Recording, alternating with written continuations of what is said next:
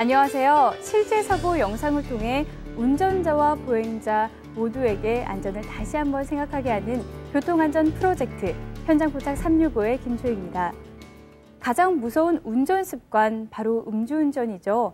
지난 2000년부터 지난해 말까지 음주운전을 하다가 적발된 인원은 총 326만 7천여 명에 달하는데요.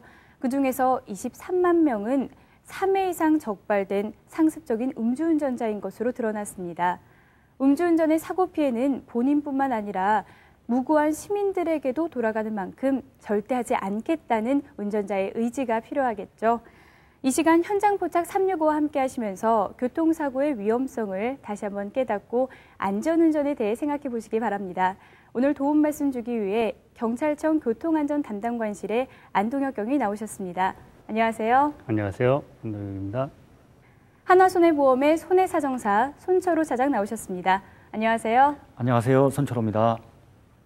안동혁 경위님, 이 상습적인 음주운전자가 생각보다 많은 것으로 조사됐습니다. 이웃나라인 일본보다 우리나라의 교통사고 사망자 수가 10배 이상이 높다고 하던데요. 그 이유는 무엇일까요?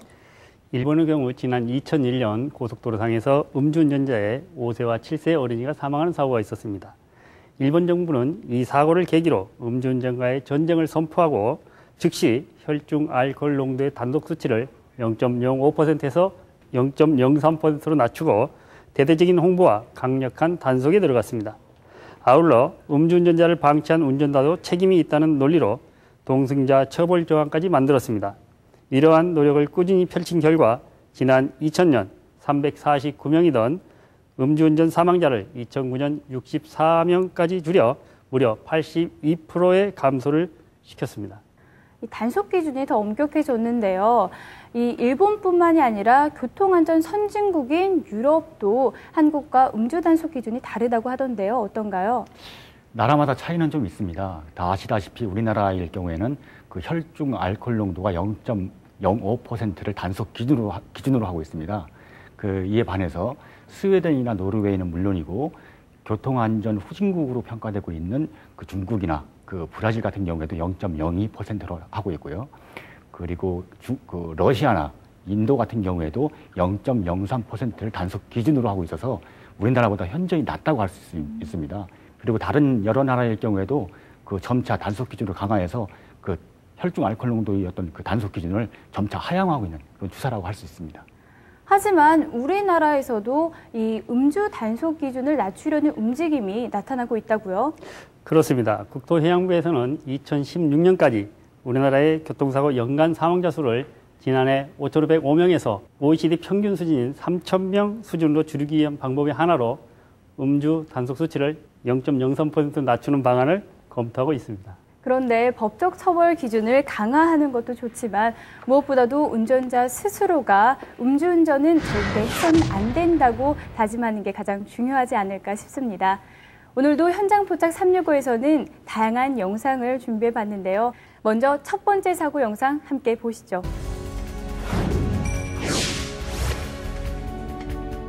차량이 그렇게 많지 않은 한적한 왕복 4차선 도로인데요. 1차선으로 차량이 직진하고 있습니다. 갑자기 끝차선에 정차했던 택시가 신호를 무시하고 무리한 유턴을 시도하면서 오던 차량과 부딪히고 마는데요. 그 여파로 직진 차량까지 부딪히며 3중 충돌이라는 큰 사고도 이어지고 말았습니다.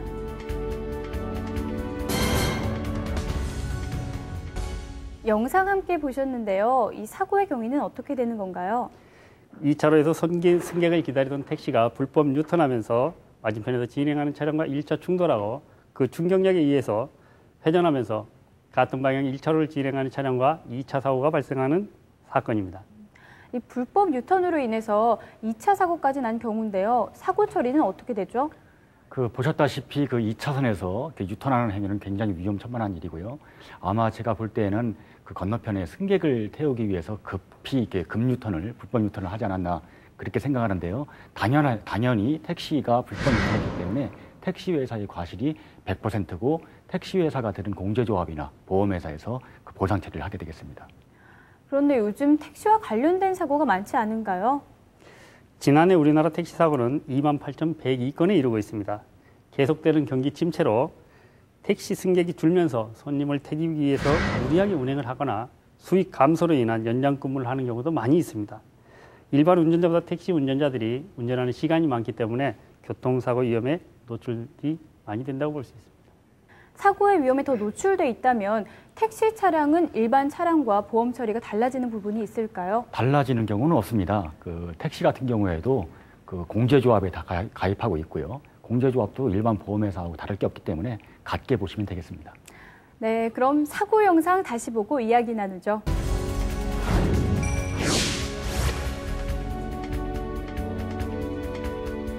갑자기 끝차선에 정차했던 택시가 신호를 무시하고 무리한 유턴을 시도하면서 오던 차량과 부딪히고 마는데요. 그 여파로 직진 차량까지 부딪히며 3중 충돌이라는 큰 사고로 이어지고 말았습니다.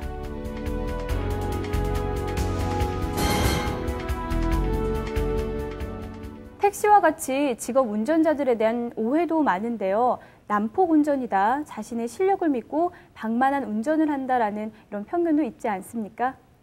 직업 운전자가 모두 방만한 운전을 하는 것은 아닙니다. 직업 운전자들이 일반인들에 비해 많은 시간을 운전을 함으로써 사고의 발생 가능성이 많다고 보아야 할 것입니다. 직업 운전자뿐만이 아니라 오랜 시간을 운전하게 되면 운전의 집중력이 떨어지기 때문에 사고를 야기할 수 있습니다. 오랜 시간 운전할 때에는 2시간마다 휴식을 취하는 것이 좋습니다. 택시 사고의 경우 일반 차량과 달라 주의할 점이 있다면 무엇이 있을까요? 일반 차량과 특별히 주의할 점이라고 한다면은 그 일반 차량과 특별히 다른 점은 없고요.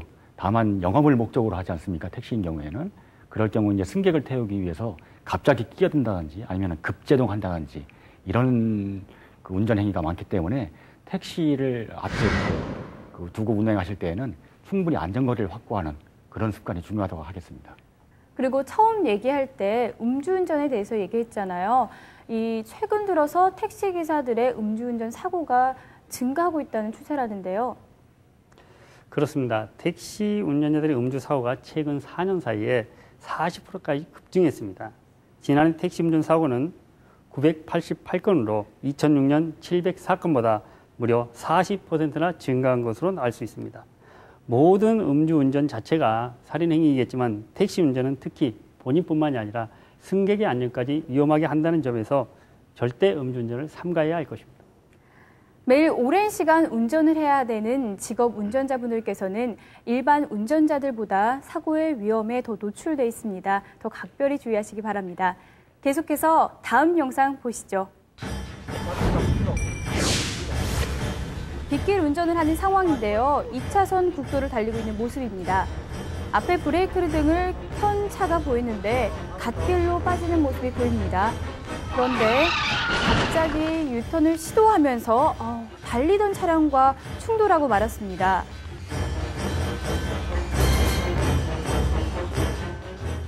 이번 영상의 사고 경위는 어떻게 되나요? 그림으로 설명해 주시죠.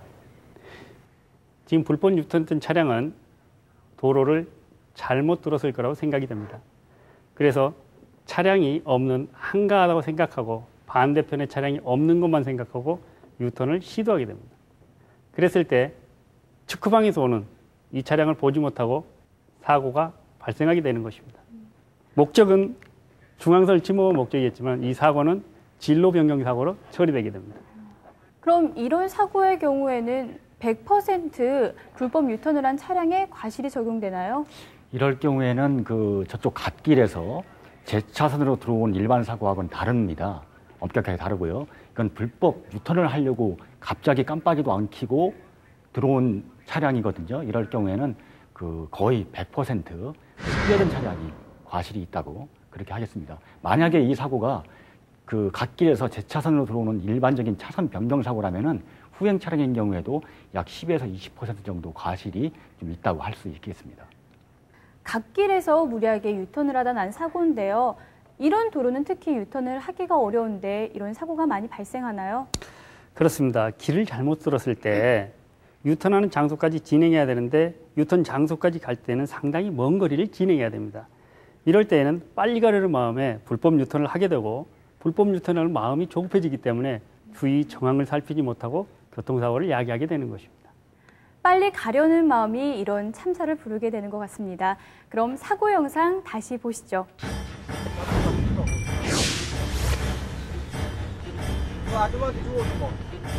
2차선 국도에서 갓길로 빠지는 앞 차량. 그런데 갑자기 불법 유턴을 시도하죠. 결국 달리던 차량과 충돌하고 말았습니다.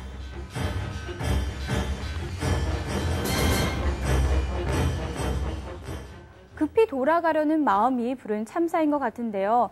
이런 왕복 2차선 도로에서 주의할 점이 있다면 어떤 것이 있을까요? 그 본사고와 같이 갑자기 이게 불법 유턴하는 이런 경우는 절대 없어야 되고요. 유턴을 하더라도 차로가 협소하지 않습니까? 협소하기 때문에 한 번에 못 돕니다. 돌다가 다시 또 후진하다가 다시 돌아야 되는데 이 후진하다가 또 발생하는 사고가 꽤 많습니다. 그리고 두 번째 같은 경우에는 이 협소한 도로를 앞에 서행하는 어떤 굴삭기라든지 적재물을 탑재한 어떤 트럭이라든지 서행 차량이 갈 때 무리하게 이걸 추월하다가 그 대형 사고가 나는 경우가 종종 있는데요. 그 안전한 그 추월 장소에서 허용 장소에서 안전하게 추월하는 것이 중요하고요.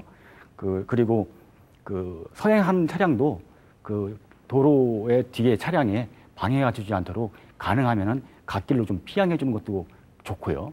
물론 어느 차량이나 서로 간에 양보하는 그런 마음이 가장 중요하다고 하겠습니다. 네, 양보는 어디서나 중요한 것 같습니다. 이 사고가 갓길과 관련된 사고라고 볼 수 있죠. 갓길과 관련된 사고 유형에는 어떤 것이 있을까요? 갓길 사고는 주정차 차량을 발견하지 못하고 추돌하는 사고, 1차 사고가 발생한 이후에 튕겨나가서 발생하는 사고, 이런 사고 등이 자주 발생하고 있습니다. 갓길은 주정차거나 쉬는 곳이 아닙니다. 갓길에는 늘 사고의 위험이 있다는 걸 명심하시고 갓길에서 쉬는 행위는 삼가해야 할 것입니다. 꼭 명심해야겠습니다. 갓길 사고의 치사율은 일반 사고보다 5배가 높다고 하는데요. 맞습니까?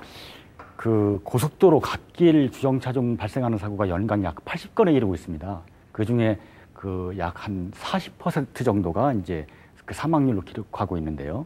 일반 교통사고보다 한 5배 정도가 높다고 할 수 있습니다. 그래서 갓길에 이렇게 주정차 할 때는 항상 그 후방 안전에 항상 주의하는 그런 습관이 중요하다고 하겠습니다. 갓길 사고 생명과 직결되는 만큼 항상 주의하셔야겠습니다. 그럼 계속해서 다음 영상 보시죠.